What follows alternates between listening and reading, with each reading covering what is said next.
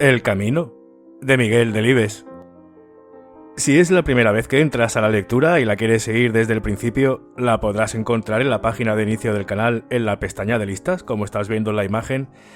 Desde ahí, además, podrás ver el resto de lecturas que hay y, como digo, pues lo podrás hacer desde el principio. Y nosotros, antes de continuar con la lectura, os quiero recordar que estos son pensamientos de Daniel, el mochuelo, antes de irse a la ciudad que se va a estudiar.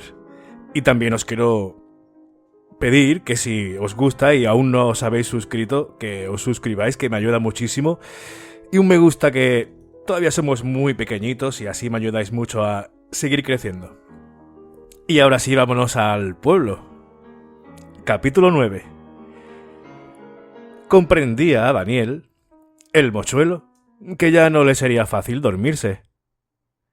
Su cabeza, desbocada hacia los recuerdos, en una febril excitación, era un hervidero apasionado, sin un momento de reposo. Y lo malo era que al día siguiente habría de madrugar para tomar el rápido que le condujese a la ciudad. Pero no podía evitarlo. No era Daniel, el mochuelo, quien llamaba a las cosas y al valle, sino las cosas y el valle quienes se la imponían, envolviéndole en sus rumores vitales, en sus afanes ímprobos, en los nimios y múltiples detalles de cada día.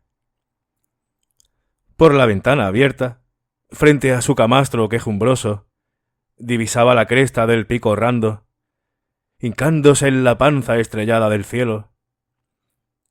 El pico Rando asumía de noche una tonalidad mate y tenebrosa. Mandaba en el valle esta noche como había mandado en él a lo largo de sus 11 años, como mandaba en Daniel, el mochuelo, y Germán, el tiñoso, su amigo Roque, el moñigo.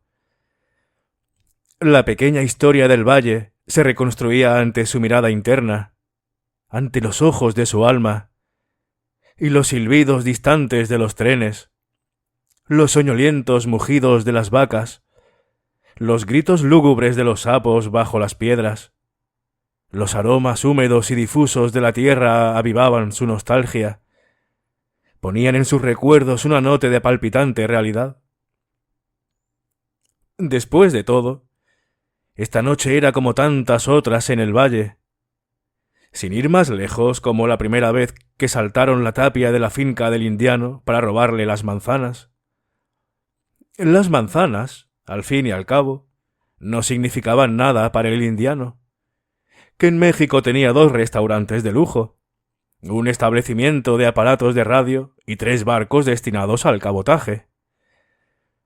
Tampoco para ellos significaban mucho las manzanas del indiano, la verdad, puesto que todos ellos recogían buenas manzanas en los huertos de sus casas. Bien mirado, tan buenas manzanas como las que tenía Gerardo, el indiano, en los árboles de su finca. ¿Que por qué las robaban? Eso constituía una cuestión muy compleja. Quizá, simplificando, porque ninguno de ellos, entonces, rebasaba los 9 años, y la emoción de lo prohibido imprimía a sus actos rapaces un encanto indefinible. Le robaban las manzanas al indiano por la misma razón que en los montes, o en el prado de la encina, después del baño. Les gustaba hablar de eso y conjeturar sobre eso, que era, no menos, el origen de la vida y su misterio. Cuando Gerardo se fue del pueblo, todavía no era el indiano. Era solo el hijo más pequeño de la señora Micaela, la carnicera y, según decía ésta, el más tímido de todos sus hijos. La madre afirmaba que Gerardo era el más tímido de todos, pero en el pueblo aseguraban que Gerardo, antes de marchar, era medio tonto y que en México, si se iba allá, no serviría más que para bracero o cargador de muelle. Pero Gerardo se fue y a los 20 años de su marcha regresó rico. No hubo ninguna carta por medio, y cuando el indiano se presentó en el valle, los gusanos ya se habían comido el solomillo, el hígado y los riñones de su madre, la carnicera. Gerardo, que ya entonces era el indiano, lloró un rato en el cementerio, junto a la iglesia, pero no lloró con los mocos colgando como cuando pequeño, ni se le caía la baba como entonces, sino que lloró en silencio y sin apenas verter lágrimas, como decía el ama de don Antonino, el marqués, que lloraban en las ciudades los elegantes. Ello implicaba que Gerardo, el indiano, se había transformado mucho. Sus hermanos, en cambio, seguían amarrados al lugar, a pesar de que, en opinión de su madre, eran más listos que él. César, el mayor, con la carnicería de su madre, vendiendo hígados, solomillos y riñones de vaca a los vecinos para luego, al cabo de los años, hacer lo mismo que la señora Micaela y donar su hígado, su solomillo y sus riñones a los gusanos de la tierra. Una conducta, en verdad, inconsecuente e inexplicable. El otro, Damián, poseía una labranza medianeja en la otra ribera del río. Total, nada. Unas sobradas de pradera y unos lacios y barbudos maizales. Con eso vivía y con los 4 cuartos que le procuraba la docena de gallinas que criaba en el corral de su casa. Gerardo, el indiano, en su primera visita al pueblo, trajo una mujer que casi no sabía hablar, una hija de 10 años y un auto que casi no metía ruido. Todos, hasta el auto, vestían muy bien, y cuando Gerardo dijo que allá, en México, había dejado 2 restaurantes de lujo y 2 barcos de cabotaje, César y Damián le hicieron muchas carantoñas a su hermano y quisieron volverse con él, a cuidar cada uno de un restaurante y un barco de cabotaje. Pero Gerardo, el indiano, no lo consintió. Eso sí, les montó en la ciudad una industria de aparatos eléctricos y César y Damián se fueron del valle. Renegaron de él y de sus antepasados y solo de cuando en cuando volvían por el pueblo, generalmente por la fiesta de la Virgen. Y entonces daban buenas propinas y organizaban carreras de sacos y carreras de cintas y ponían 5 duros de premio en la punta de la cucaña. Y usaban sombreros planchados y cuello duro. Los antiguos amigos de Gerardo le preguntaron cómo se había casado con una mujer rubia y que casi no sabía hablar, siendo él un hombre de importancia y posición como, a no dudar, lo era. El indiano sonrió sin aspavientos y les dijo que las mujeres rubias se cotizaban mucho en América y que su mujer sí que sabía hablar. Lo que ocurría era que hablaba en inglés porque era yanqui. A partir de aquí, Andrés, el hombre que de perfil no se le ve, llamó yanqui a su perro, porque decía que hablaba lo mismo que la mujer de Gerardo, el indiano. Gerardo, el indiano, no renegó, en cambio, de su pueblo. Los ricos siempre se encariñan, cuando son ricos, por el lugar donde antes han sido pobres. Parece ser esta la mejor manera de demostrar su cambio de posición y fortuna, y el más viable procedimiento para sentirse felices al ver que otros que eran pobres como ellos siguen siendo pobres a pesar del tiempo. Compró la casa de un veraneante, frente a la botica. La reformó de arriba a abajo y pobló sus jardines de macizos estridentes y árboles frutales. De vez en cuando venía por el pueblo a pasar una temporada.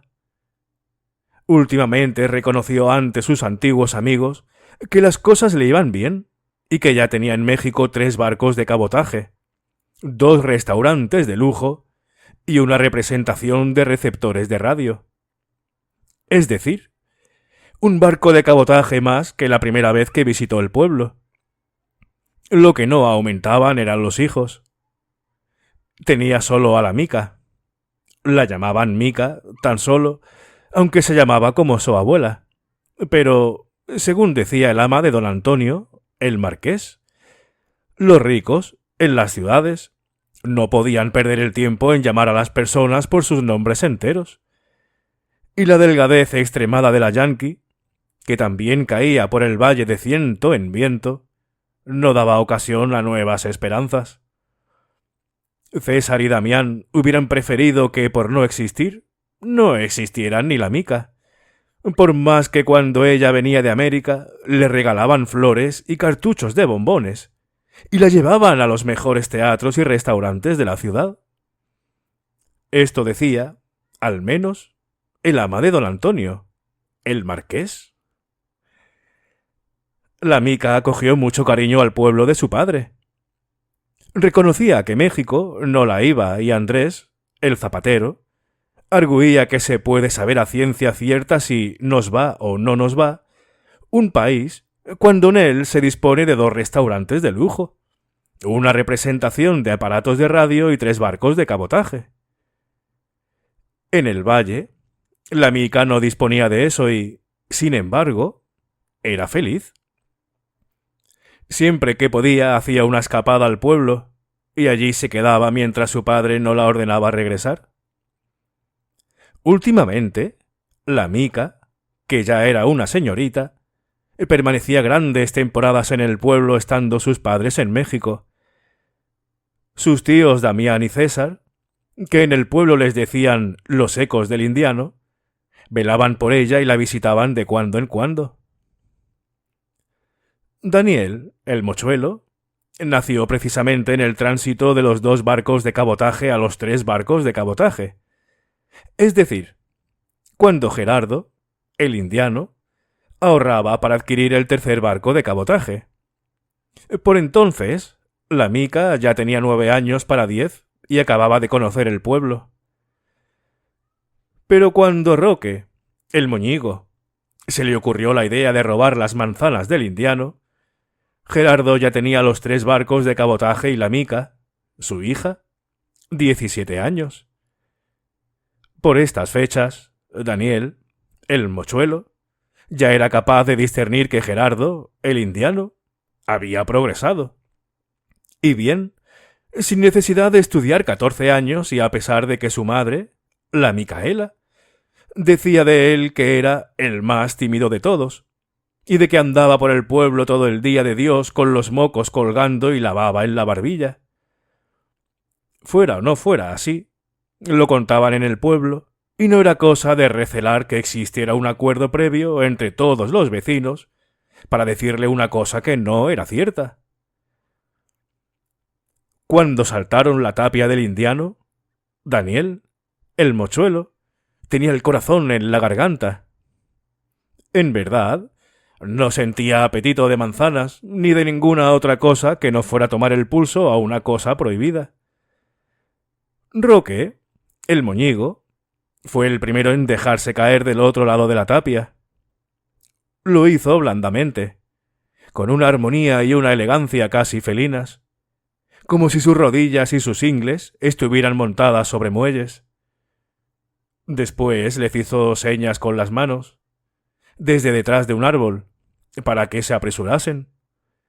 Pero lo único que se apresuraba de Daniel, el mochuelo, era el corazón, que bailaba como un loco desatado.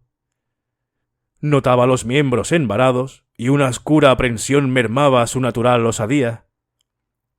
Germán, el tiñoso, saltó el segundo, y Daniel, el mochuelo, el último. En cierto modo, la conciencia del mochuelo estaba tranquila. Las manías de la guindilla mayor se le habían contagiado en las últimas semanas. Por la mañana había preguntado a don José, el cura, que era un gran santo: «Señor cura, ¿es pecado robar manzanas a un rico?» Don José había meditado un momento antes de clavar sus ojillos, como puntas de alfileres, en él. «Según, hijo.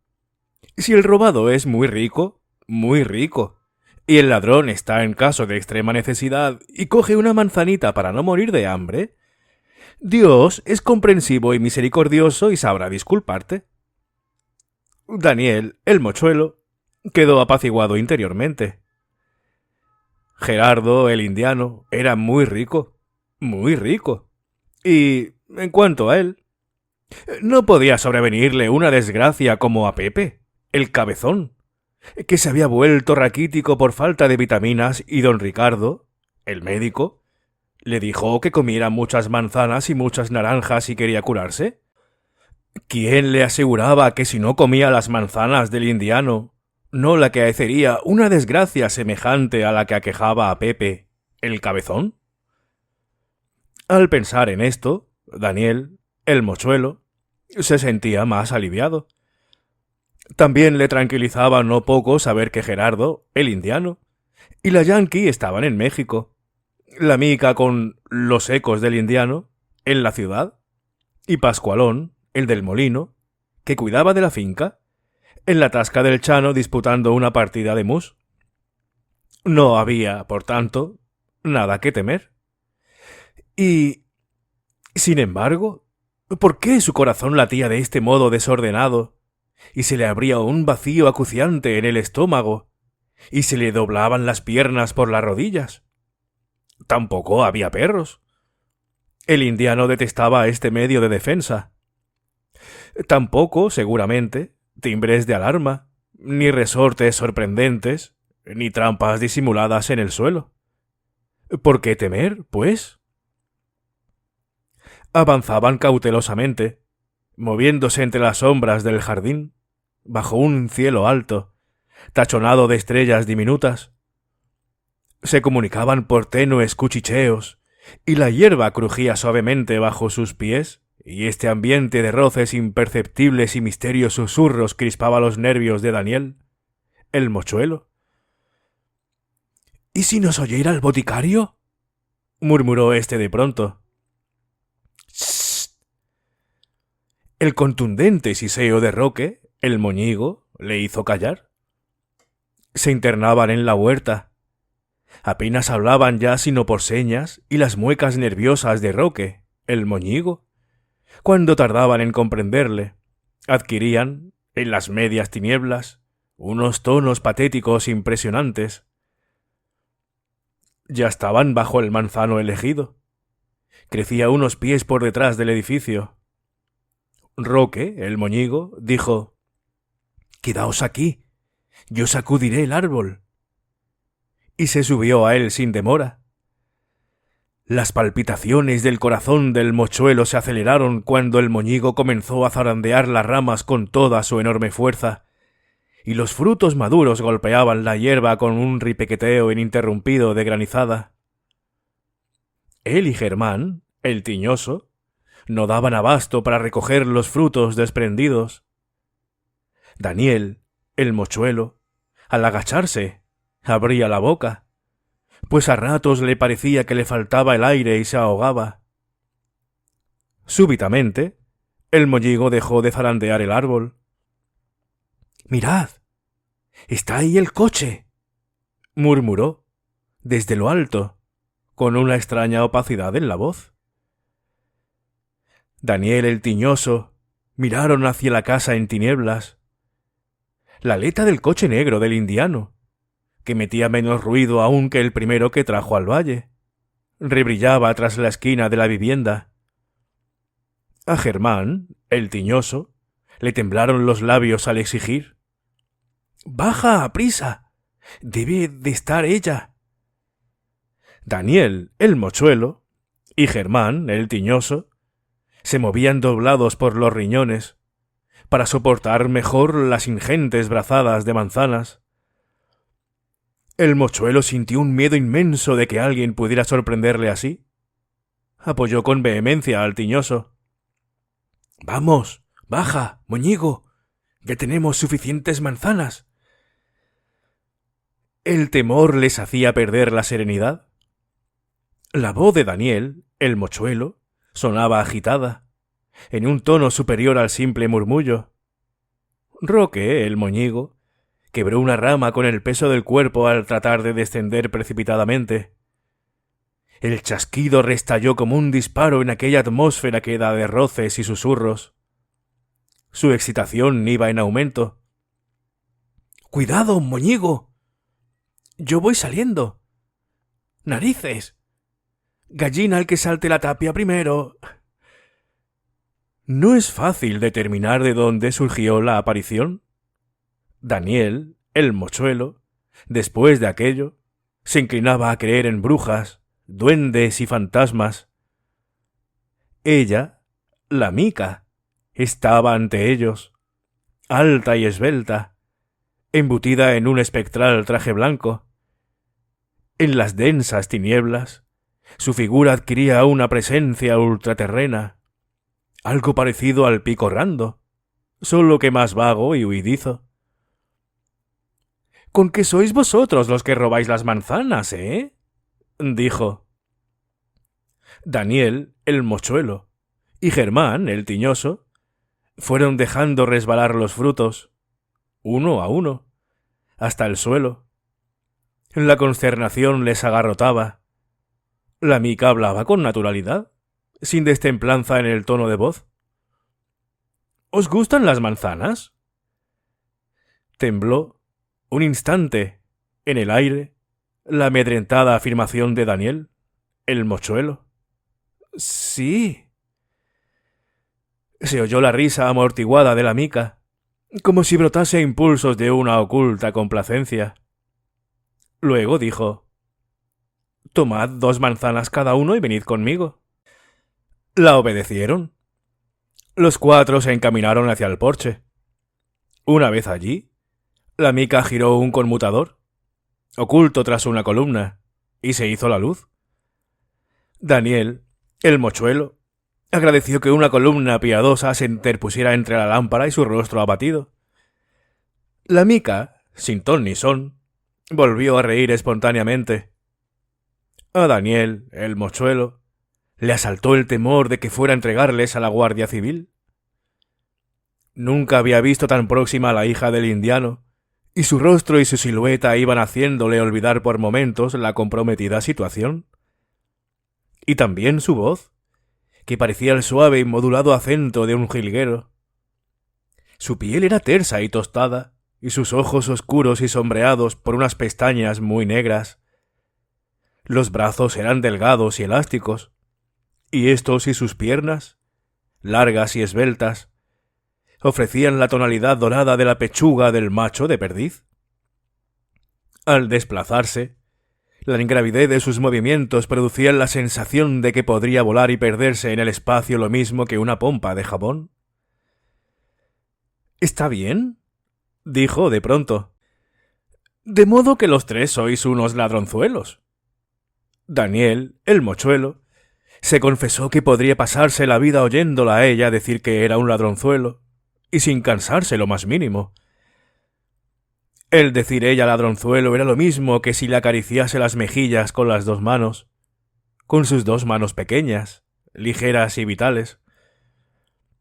La Mica se recostó en una tumbona y su figura se estilizó aún más. Dijo: —No voy a hacer nada esta vez. Voy a dejaros marchar.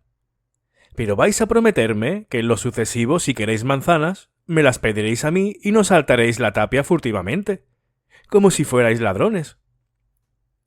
Les miró, uno tras otro, y todos asintieron con la cabeza. —Ahora podéis iros —concluyó. Los 3 amigos salieron, en silencio, por el portón a la carretera.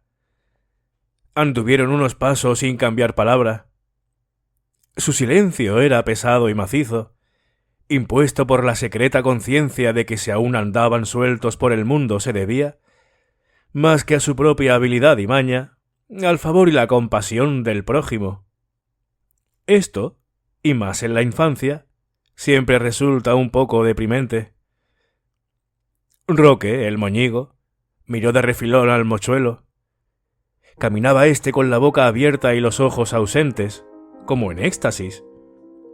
El moñigo le zarandeó por un brazo y dijo: —¿Qué te pasa, mochuelo? Estás como al helado. Y, sin esperar respuesta, arrojó con fuerza sus 2 manzanas contra los bultos informes y oscuros que pastaban pacientemente en el prado del boticario.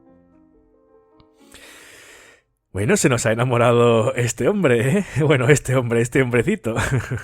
Me ha hecho gracia, por cierto, también esa descripción que ha hecho sobre esta chiquilla, que la decía que era como un jilguero, como lo de la tonalidad dorada de la pechuga del macho de perdiz. Ha sido gracioso. Bueno, espero que hayáis disfrutado de la lectura. Muchísimas gracias por todo. Un fuerte abrazo y hasta la siguiente. Hasta luego.